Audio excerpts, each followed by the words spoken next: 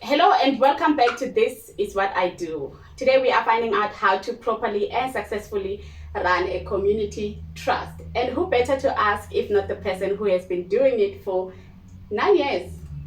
Alright, today featuring Sipho Dibakoane, the founder and director of Impumelelo Educational Trust, on how to properly and successfully run a community trust. Stay tuned.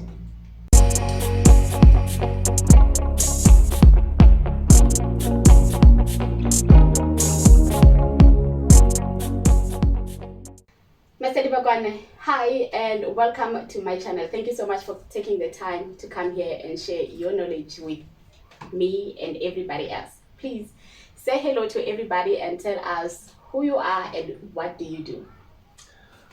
Well, thanks very much, and it's been quite a long time. We've been always thought one day we'll be invited to this great idea, Yeah. to this great channel, and we see this channel as changing the landscape in terms of community engagement, in terms of us as a people. For the longest time, we've relied on mainstream media to sell our story, to communicate and connect with our communities, and also to people that like good things. I follow the channel. I like what it's doing. Thank you. And I am Sipho Dibakoane, born and bred right here in Sabi in 1260 as we know it to be. And I am an activist. I'm an author, and I am a revolutionary. I define myself in that fashion. And if I can quote one Krisani, and you say I am a forthright soldier. If I believe something is evil, I say so. And Okay. this is one of a quote that came out of a drum magazine that I read way back in the 90s. That's informed and also inspired us and to do the work that we're doing. And I love my community, Sabi in particular, and love the people of Sabi, and I love our Africans, and I believe the love that we should share amongst one another, that's what can take us to greater heights of success. Wow. And development as a people, because we must develop together. It's true. It's We true. must not leave others. All right. So where did you actually go to school? Well, I started my primary education at Lindani Primary School. I suppose I was maybe one of the fortunate ones. Okay. Wherein I'll be able to Memlo. Oh, cute. Because my mother was a teacher there for almost 39 years at Lindani Primary School. And I went to Memezile High School in Sabi. And from Memezile High School, I went to University of Venda. And I did a BA honors, a BA degree rather, Okay. in majored in English, anthropology, and politics. And I did an honors in political science then. And I got my first degree when I was 20 years. And the second one, which does the honors at 21. Then I moved to VETS. I did a postgraduate diploma in public policy and development administration. And I went out from VETS and I went to the workspace. And later I did a master's in public policy, again with VETS University. And of course, in between, I've done developmental programs that we do normally at work. And I did my master's, and currently I'm doing a PhD in public administration with the University of Pretoria. You never stop learning. No, learning never stops, and because the world it's not static. The world needs solutions. and Yeah, solutions can be gathered through education. Wow. So high school? High school, I was in Memezile. Okay. Yeah, it was great to be in high school. We did a lot. We can say we're the troublesome guys, even though we were not troublesome in the actual sense of being troublesome. Yeah, troublemakers, yeah. I think at the time, even in high school, I remember now the ANC speaking about factions. At the time, we had what we call a group of gangsters of what, but we're not in the true sense of that. Okay. I think ours was called the Zebra Force. And funny enough, the Zebra Force, it has actually evolved to be Impumelelo Educational Trust. Wow. But I'll explain later how that happened. And we had others, and I remember even at the time we had a newspaper through our teacher, one of my favorite teachers at high school then, Mr. Nduna Mashiro. And we had a newspaper. We even had a local league at school wherein we were playing against one another in sports, debates, and the like. Okay, quite a number of things. And I think even quite a lot of things. Even when I think I was doing Standard 9, we're the ones that pushed towards the establishment of the SRC. And then we went, and after when I was in Standard 10, and of course the SRC continued to was established. I think, if I remember, I was in the arts subcommittee, something like that. It's been a while, so I was somewhere there, and yes, and I think for me that was the beginning of political awareness amongst the youth, because remember at the time were the unfortunate ones which we attended our primary school and our high school during the heightened apartheid days, or in political activities were banned, and even near Toitoi was banned. If you go into our township now, you see next to where it's a similar park, there's an Apollo there. I remember when your state of emergencies, they will park the Casper, which we call the Melo Yellow. And if they found you walking 2 by 2, the police will ask you, where are you going? Because it was banned for people to even walk together like two, because they thought you are planning to do something. So yeah, so it was one of those. It was small township where managed, we had one entrance and one exit. So it was quite a tough situation then. But I think our generation, we sparked that. And I think when I went out of high school, and I think at the time people that came later, the SRC continued, COSAS continued. And things were better. And then things started, because when Mandela was released and the whole political parties were banned, things started to get better. Okay, so in high school, how did you manage to survive? How did you survive high school? Because there's a lot that is taking place in high schools. Yes, no. I for one, I told my previous, the previous person I was interviewing that in high school there's a lot of things that are taking place. It's really hard to stay focused, and to actually reach your goal, you need to stay focused. So in many cases, there are many dropouts in high school because there's a lot of things that are happening there. There's now the dating issue, the issue of dressing. If you are from a poor family, you are oppressed in certain kinds of ways. There's just a lot of things that can happen. How did you survive high school, basically? Well, I can attribute that to the philosophy and what we were told at home from a very early age. My parents were very clear. Okay. They told me and my brother that you are the best, and we want nothing from the best from you, and you are not going to disappoint us. And that was it. That was it.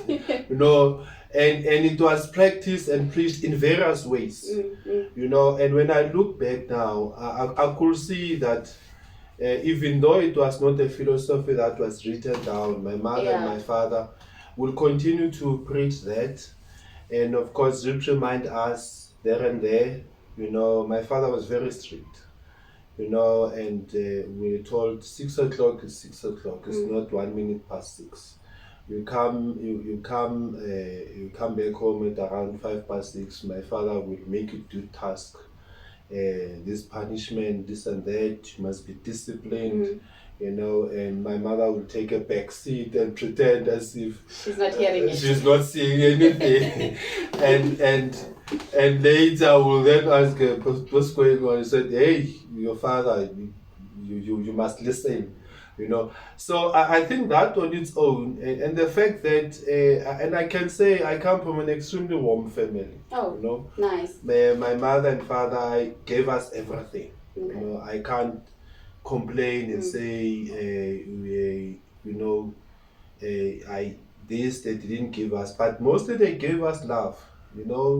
They loved us from sub A up until the way they passed on. And they were able to look into the future. When I think of the things that they used to tell us now, and I was like, they did tell us this is what we're going to face. So I think I survived high school. I agree with you. There's a lot of tribulations in high school. There's dropouts and the like. I think with their teachings, their philosophies, and I, for one, am a sporting person. I think one thing that also assisted me was that I was highly involved in sports, doing running, athletics, soccer. At some point, I think when I was captain of the soccer team, I was A2 then, and I think even the athletics team at some point, and also we're participating in the youth in our church, at Lutheran Church, and also participating generally in the community, on any other issues, So I think we were so busy, and I want to believe that the way the solution to keeping our youth out of these troubles is for them to do something. As they say, that an idling mind is a devil's workshop. I believe in that saying. So we're so busy. I know, if I can remember well, I will go from in the morning. I think in the morning we'll wake up, if it was the athletics time, my then friend who's passed on, Jack Mulap, at around 5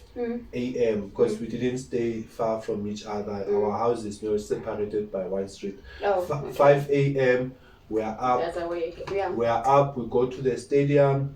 We go and exercise. We go do rounds. Because I was if I remember, I was I think a long distance runner, middle distance runner, also doing high jump.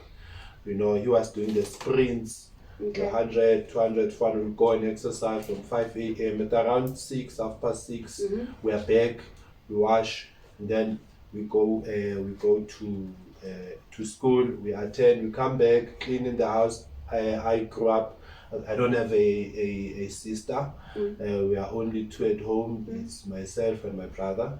So the cleaning part, it was reserved to us to clean. So we clean, and all of that. When my mother comes back from everything is done. From school, it's done, and then the only thing what she does is to cook. And then and that's our routine. And then go and clean. After cleaning, go back to the stadium, practice then with my... So you guys didn't have time? We didn't have time in your hands? We didn't have too much time. And we have go and practice, the soccer teams then that were there, Junior Aces, Shepherd, Blizzard. So we'll go and practice Arsenal, go and practice. It was full, it was packed. Every day from 4:30. We had things to do. Up until to 6, 6:30. It was packed. The stadium was packed. You'll find the under 15 practicing, under 18 practicing, the masters practicing. So it was lovely. And on Saturdays and Sundays, we'll fill up similar stadium. You'll find us on a Sunday. I think then we're under 15 headlining with the main people playing. It was packed. It was a lifestyle. And I, for one, today, I don't smoke. and that is because on the belief we had on the day that you can't be playing because you need to have more, you need to have stamina, so Okay. yeah, so no, it went very well. Well, love life in high school, I suppose I'm not sure if we can define it as love life, but I think it's one of those things which just just I could say it was just infatuation more than anything else, not what we have now. And now, marriage. Are you a person who is married to somebody? Yes, I am married. I am married to my wife, Babatso. I've got 2 kids, a lady and Lindo Gutle. My first son is 17 years and my daughter is 12 years. Oh wow. Yeah. So the trust. Who is or who was the initial founder? Was it you? Did you always have it like that? That when I grow up, this is what I want to do? It, I think the trust in I can say that the idea of the education trust has been an idea that has been practiced here in Sabi over a period of years, ever since I've been here. But I think the difference with us is that we then pull all these ideas and put it in one space, and then had a structured way of doing things and had programs and have plans, and that is the difference. But the philosophy, it has been existing. If I can pinpoint, for example, if I know that all the teachers that started at Lindani Primary School, at Nemezile, back in the years, now and then they'll assist learners who don't have proper shoes, who don't have uniforms, so that is the solution, that is what we are doing currently. And even some of the community members who were not necessarily teachers. For instance, we had Mr. Petros Somhlanga, whom we famously named Maluma Hlatini. He was a business owner. He started in Mhlangeni. I remember. And for example, he will, if there was a funeral, he will go and donate food, this and that. And I remember even when we passed standard 5, he came and donated to us. I won a watch because of we got better marks then. We were given prizes at standard 5. He came and donated those watches to us. I still have pictures. I should have brought that picture to show you, and he was forever busy, and he even at some point arranged marathons for us to run. So we are continuing from what everyone has been doing in their own corners, to put it into the attention of everyone. But I think in terms of the whole establishment, I think a month or 2 back, I was trying to locate the time, because we actually came together and had the thought at Simile Chamber around 2012 and said, let us found this trust as a group of friends, group of comrades there. And then I convened all of them and then wrote the constitution then, which we turned into the trust deed. That's where it became the basis of our discussion. But what I could find that as early as around 2004 and 5, I was already talking to a few people. Now, what came into play was that because I've indicated my mother was a teacher, I now and then when I will come back from university during the holidays, or come back when I was from work during the holidays from Joburg, I will then ask my mother that I saw this person, it doesn't look good, either the person was drunk, or the person had scratches and the like, and I said, what happened to this person? He said, my mother said, hey, there's a problem there. The person passed, but they could not get funding to go to university to pursue their studies. And I said, but what can be done?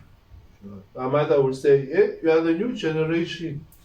figure it out. You must come with solutions. Yeah. You know, we've been trying to help some of them through high school, but you guys must come with solutions. And I could remember some of these guys, because now and then when my mother will come home with scripts, test scripts, she'll give me the test scripts to mark, to say, this is a schedule, what they call a schedule, then I'll mark. Then I said, I know that this one was performing very well. And where are they? And she said, there's no funding. So I started talking to some of my friends. You know, I said, guys, but can we not do something? Yeah. Just put 10 rands, 10 rands.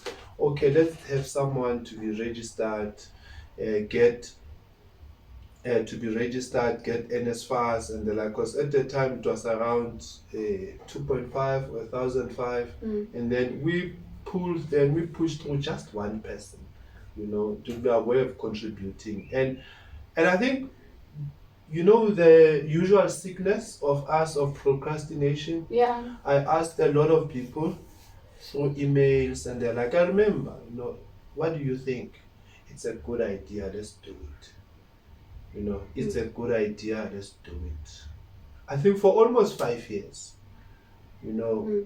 And I realized that I, for one, also was not pushing that hard. And I suppose maybe experience then also came into place, because this trust, it is a project. You need to know and understand how it works, how to do it, how to rally people around. So until then, we had a mini expo here at Bambani Sports Center, and some of the learners came from similar world, and they were so interested when we had that expo. And then after that expo, we spoke to some guys, let's pull all of this thing and establish a trust. And then until we came September 2012, we sat in the chamber, at similar chamber, and then we founded the trust. If I remember well, we were around 13 or so, 15 or so. Yeah, and then we said, let's establish the trust, register it. We are registered with the Department of Justice, the Master of the High Court. And then here we are, 9 years later.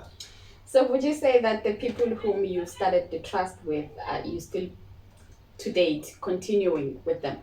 Actually, when we launched the trust in 2013, one of the remarks, because we had the Vincent Shabalala Education Trust, they came from Alexander and Joburg. We got them through one of our trustees there, and they came to present, to share lessons with us, to say this is what they have done, this is what they've been doing. They have, if my memory serves me well, they have more than 100 graduates that they've produced to date. You know, and it is through the mechanism of what we are doing by simple donations. And they came to present, because we said to them, please come, give our community hope that we're not going to run away with their money, and just illustrate to them that it is doable, it can be done. We've been doing it. And they came, made a presentation, and they affirmed us to say, let us really push. And one of them, we started as 8 trustees. And one of the remarks from Dibakoane, the founder of Vincent Shabala Education Trust, when we said to her, we are 8, and she remarked and said, you are too many. Oh. We're surprised the way we are surprised now. You know, and we said, but why? He said, no, we are too many. You need a compact team, a smaller trustees, and she was so right. We started with 8 trustees, and today we are 4 trustees. and I must say, I suppose naturally things happened. Yeah, it's true. Because people got busy, got engaged in some other issues, you know, and others got got to focus on other issues.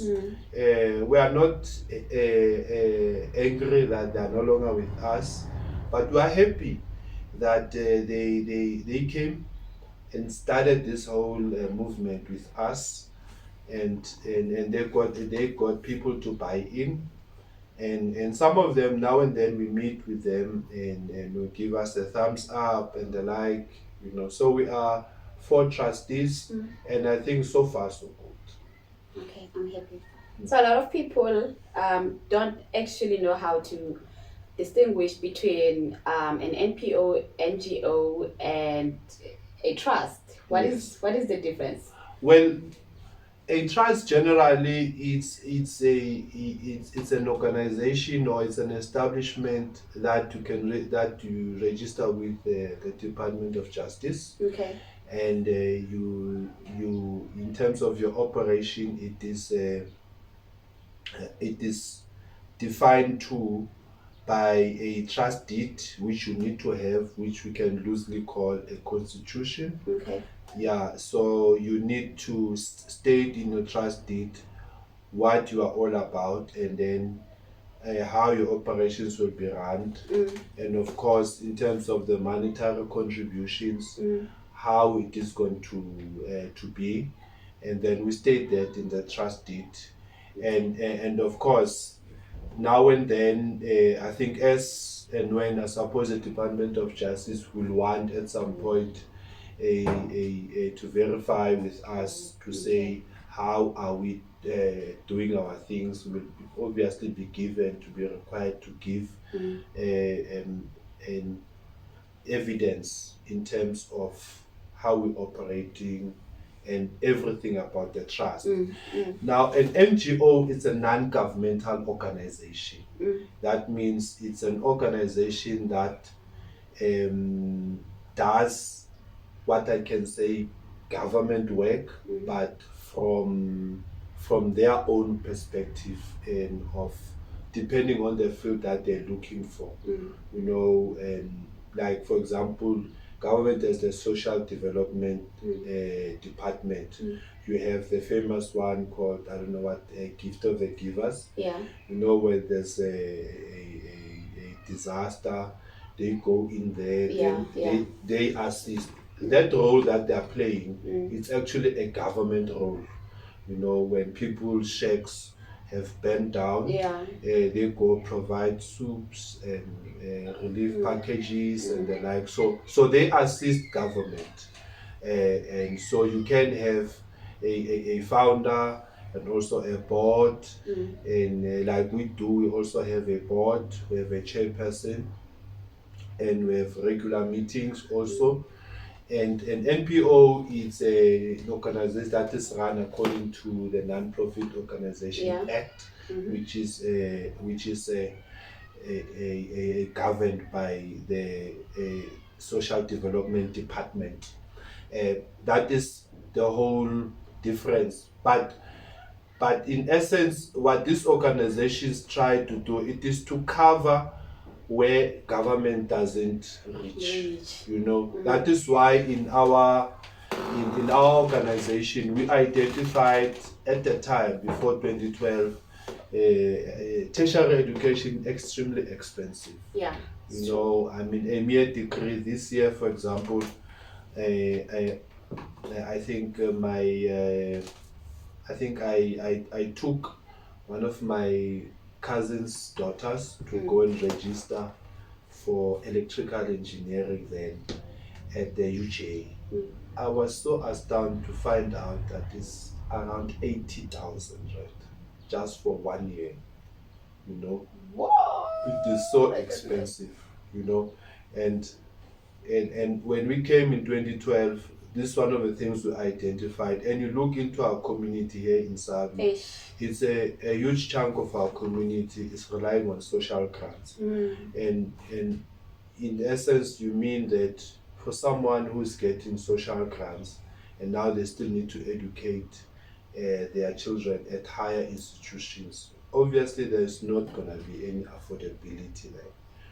So that's why we came into the space. So those three types of organizations, they operate along that. And of course, an NPO, there is a list of things that you need to adhere to as an NPO. You've got, for example, here, I think it is a Teresa Willis Orphanage Home. Yeah, she's down there. Yeah, I think it is an NPO.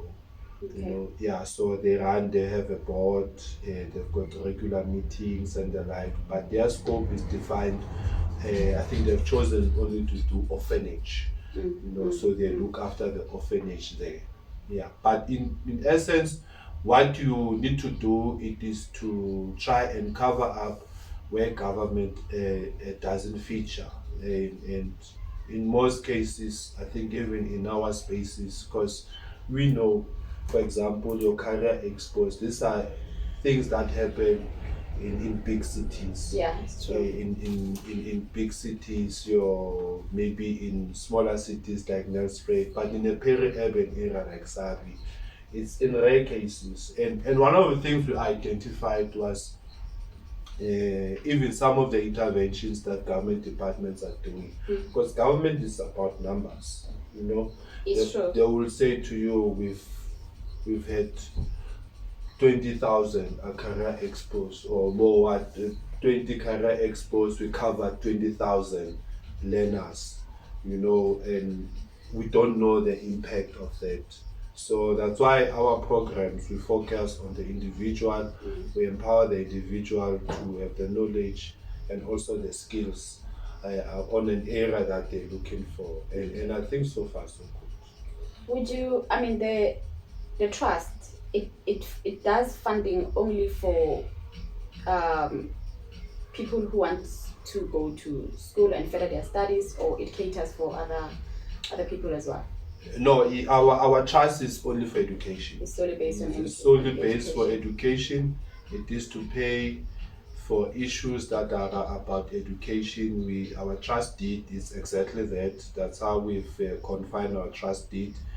And it's even the money that we have in the account, those that contribute their 100 rands, we don't even use the money when we have an event. The other day we had a book review session, and we use our monies. And sooner tomorrow we're going to have the annual general meeting. We're going to dig deep down in our pockets and buy drinks, buy food, arrange for the event. So it is solely for that. Once we take money from the account, we'll be violating the trust deed, and that on its own, it's enough to go to jail. Wow. It's enough for you to go to jail. So okay. So how many students have you guys managed to give funding to? Well, we have managed to give funding to around 15 students, and currently from those 15 students we have 8 graduates. Wow. That we've managed to have, and we're still supporting a further 15 minus 8 is 6. Yeah, so it's 6 that we are supporting to date. So the ones that the graduates, I think all of them are working. Okay. And all of them are in their careers. While funding these students, do you encounter some challenges along the road? Them misusing funds or failing, or what exactly? I don't know if we can say we are blessed or we are lucky. We've had how many women graduates there? I think it's around 3, because we have I think it's around 3. I think it's around 3 women, and the other ones are boys. They've never given us any problem. And sometimes I'll ask myself, how is this happening? Are these ones really for real? Are they not machines? They've never given us a problem, all of them. all of them, they've never given us a problem. And at tertiary, gonna go in there. There's issues of pregnancy. When you are a woman or when you are a boy, you're gonna go and impregnate another one. That has not happened with our girls, that we send them Otembi, Lindo, Posha, and the like. They took the opportunity. No, they ran with the opportunity. We didn't get stories. There's never been disciplinary issues. I remember even one of the students, when we took them to Soshanguve, and then when I dropped them in their rest, one thing I forgot to buy a radio, so that they can listen to the news and the like. And then, as I was, because we're delivering their grocery and eat and the like, and I said, I forgot to buy a radio. And he said, "Hey, Putsi, but don't worry, I'm fine. I will listen. I will listen the radio over my phone." I said, "No, man, but you don't even have a TV here." And he said, "No, I'm not here for that. I'll watch at school. I'm not here for that. I'm here. I want to get this thing." You were shocked. I was so shocked. And it was the first day, I told myself, no, maybe it's still because we still arrived. And 3 years later, the passion was still there. And the person graduated in record time. And we're all in order. There was no problem. We couldn't get any problem, and we are so thankful of that. And we thank God for that. It is God. And I want to believe that it is. We are not doing this for us, for ourselves, and we are doing this to assist our community. And of course, the scripture said, "Love your neighbor as you love thyself." That is our point of departure. It hurt us when we look some of our kids here that are unable to go to tertiary, and there's nothing that we can do. I for one, I don't like this thing, and I come with my car and people are like, "Hey, who is this one? Sipho Dibakoane. Now, hey, we fear this one. Hey, Samsaba." No, it can't be. I can't be feared. I'm not God. All of us, we need to be respected. It's true. That is what we need, but we cannot be feared. No. It just is not possible. I can't fear you because of your qualifications, of your knowledge. I should respect you. I think that is how the world should move. And fear, it's totally out. So in Pumelelo, it's about mutual respect. And we are fearless. We've seen us. We are brave. We go into uncharted territory, and we always want to make sure we break the boundaries. And we believe that the education we've received, all of us, it is just an instrument for us to open doors, to unlock where it needs to be unlocked. Education is not for me only. I've got the masters, but the masters is not for me alone. I should be able to use the masters in a way that benefits society, because in anything that is offered at tertiary, it's about solutions. You go and become a lawyer, your immediate objective is to come with solutions to your clients. You want to be a nurse, you want to cure people who are sick, or when you're a policeman, you will go and arrest those that are causing trouble in society. It's another solution. One thing for me, I like how committed you are in this community work. People nowadays, they are busy with this and that, but taking the time to do something that is selfless, just to simply help out somebody, I feel like that is so big. Oh, thank you. Guys, I hope you guys are taking notes and learning from this guy, because he's got a lot of wisdom, and he actually went to school, which is quite cool. So another question that I want to ask is that What structure do you use to source out these children that you want to send to school? Well, every November we in December, and we send an invite through our social digital media pages, and of course our community notice boards, and ask people to raise their hands if they want to be supported in terms of education, funding for education. Yeah, we do that, and then people apply, and then they contact our Secretary General Simon Dibakoane, and then fill in all the requirements, and then we take it from there. And then we hold interviews, and then from the interviews we're able to assess if you are in need and are the correct person, and then we take it from there. What assessment criteria do you actually use to assess? Of course, we check your affordability in terms as an income, maybe from your family. Unfortunately, I have to say, to check how poor you are, which is not a nice thing to say. Yeah, and of course your performance At school. at school, we check that too, and your general behavior, because we don't want to take learners that will go there and embarrass us, in these universities, and create a brand that's savvy learners are troublesome. Okay. We don't want to do that.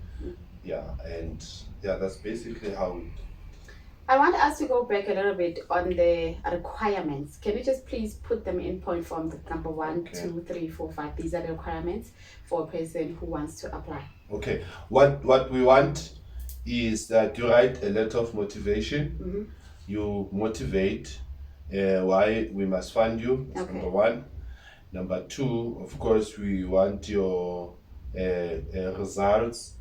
If you haven't received your results, your matric results, of course, we'll want Your to statement. check your June results, Okay. and of course because you would have, our assumption is you would have applied at university, so you would have gotten what they call a letter of admission, Okay. a proof that you have applied, and then you're gonna go into that university. We want that too, a university or college letter of admission, and then copies of your ID and your parents' IDs, and also we want I think proof of residence too.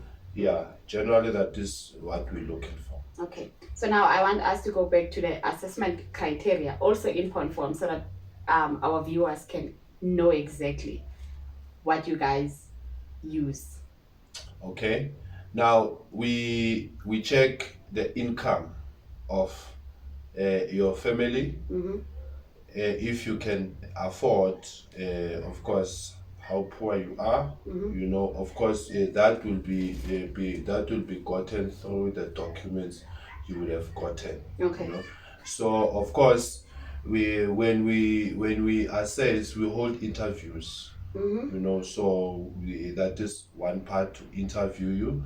We come and check, of course, ask few questions, but what we also want to do now is that we want to interview, because before we've been interviewing only learners, and now we want to also interview even the parents. It's not a hard interview, because we believe that we're actually assisting the parents more than anything else. And also we want a situation wherein the parent is actively involved in the whole thing.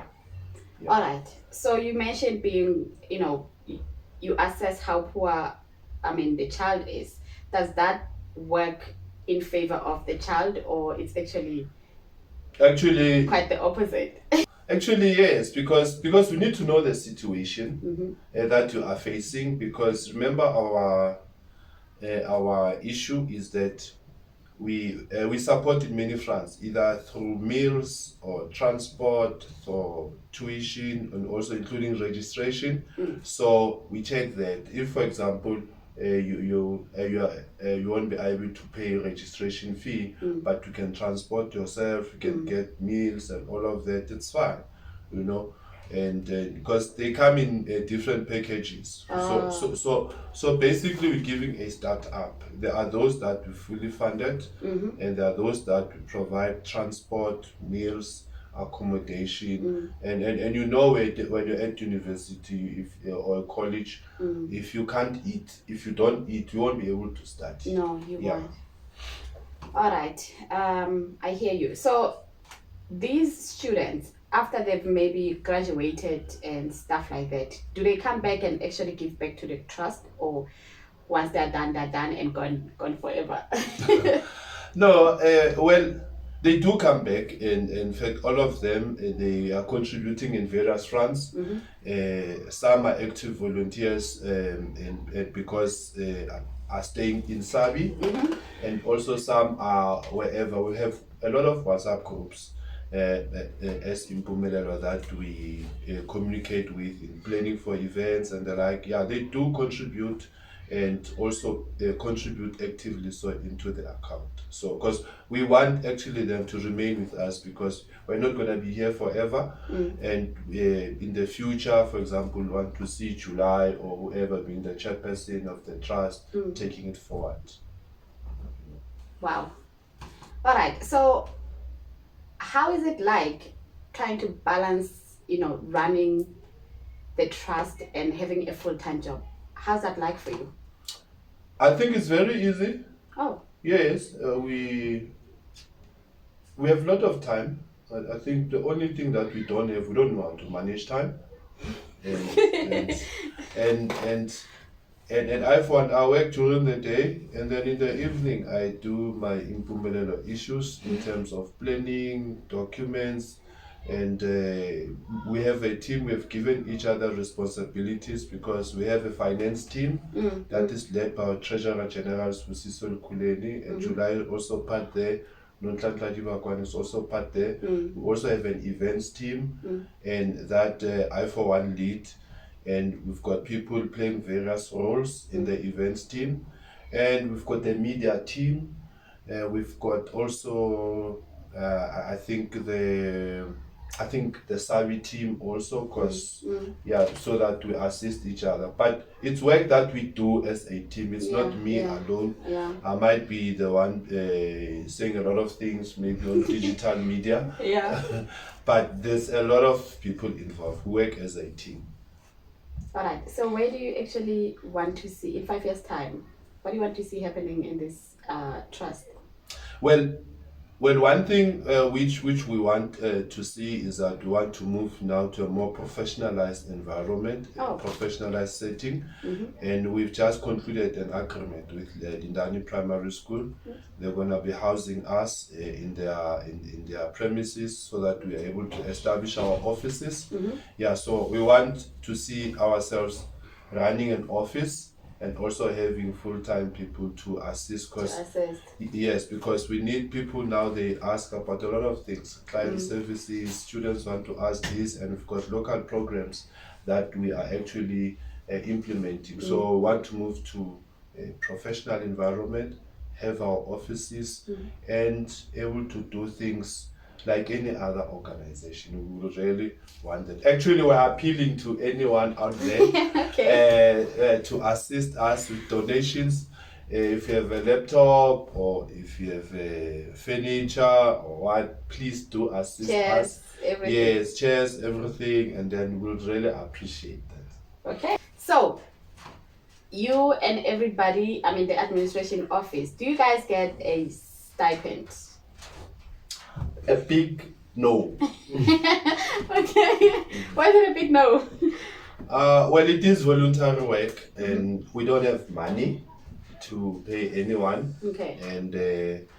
And yes, we do appeal to anyone to come out there to fund us, and there is nothing at the moment, but we do hope that the situation will change in the future. All right, guys. So you heard that.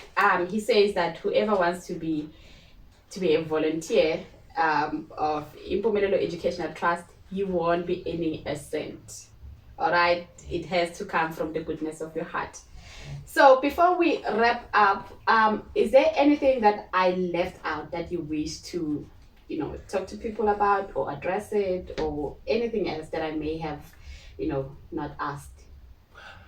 Well, I think probably you covered everything, Oh. but I can say that we need more volunteers. We need more people to come and assist us in terms of those 100 rands. Mm-hmm. I think our target for next year is at least we can have around 500 people Okay. contributing 100 rands. Okay. And that on its own, what is 100 rand times 500? It's what? I think it's around 60,000 Mm-hmm. a month Okay. that we can get.